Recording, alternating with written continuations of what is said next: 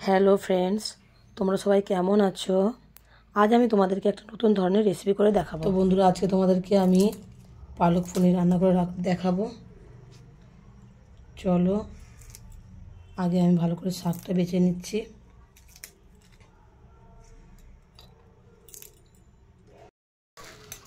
তো বন্ধুরা দেখো, আমার বাছা হয়ে গেছে। এটা আমি ভালো করে ধোবো। ধোয়ার পরে একটু সেদ্ধ করে নেবো। দেখো বন্ধুরা, সেদ্ধ হয়ে গেছে। এরপর আমি বরফ জলের মধ্যে সেদ্ধ পালং শাকগুলো দিয়ে দিলাম। এরপর আমি এদের মিক্সার গ্রাইন্ডারে মিক্স করে নেবো।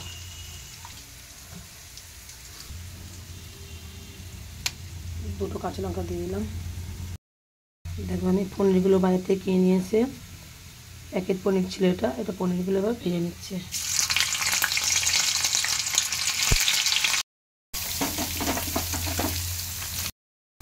যেহেতু নিরামিষ করবো, সেটা করা কাজু বাদামও দিয়ে দিলাম।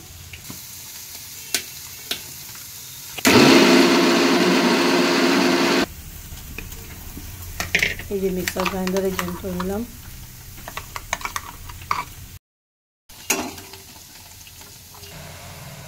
তো আমি একটু লবঙ্গ, দারুচিনি, এলাচ ফোড়ন দিয়ে দিলাম।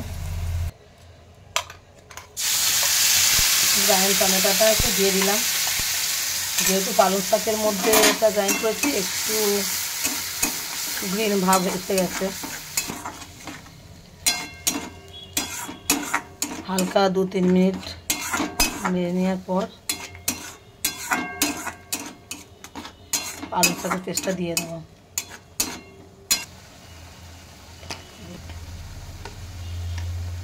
সামান্য একটু লঙ্কার গুঁড়ো, পরিমাণ মতো লবণ দিয়ে দিলাম। ধনে জিরে গুঁড়ো দিয়ে দিলাম।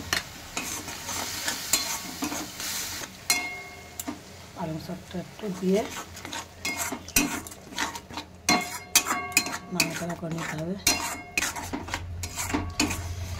2-3 মিনিট নাড়ার পর এই যে গ্রাইন্ডের জলটা ভালো করে একটু ধুয়ে দিয়ে দিলাম।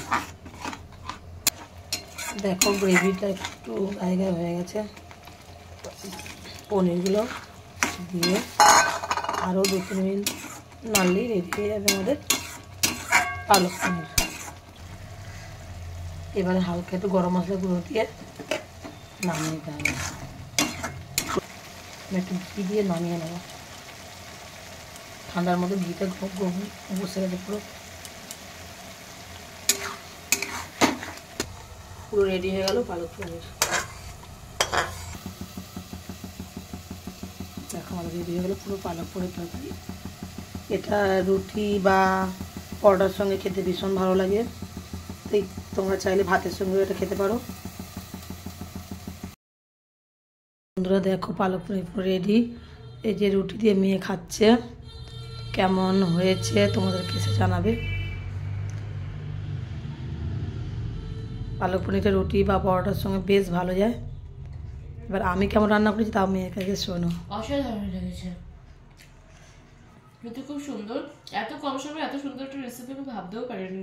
খুব সুন্দর লেগেছে। আমি নিজে খেয়ে দিই কেমন হয়েছে।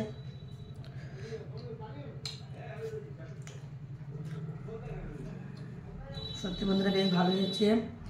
এই শীতের সিজনে পালং শাকটা অ্যাভেলেবেল পাওয়া যায়। তা তোমরাও সবাই পালক পনিরটা খেয়ে করে দেখো কেমন হয়। আর যদি আমার রেসিপিটা ভালো লাগে, তাহলে আমার যে ভিডিওটা দেখছো তোমরা, সেই ভিডিওটাতে একটু লাইক, কমেন্টস, বন্ধুদের সঙ্গে একটু বেশি বেশি করে শেয়ার করো, যাতে আমি আরও রান্না করে তোমাদের সঙ্গে শেয়ার করতে পারি। তো বন্ধুরা, থ্যাংক ইউ সবাইকে, যারা যারা আমার এই ভিডিওটা দেখছো। সবাই ভালো থেকো, সুস্থ থেকো।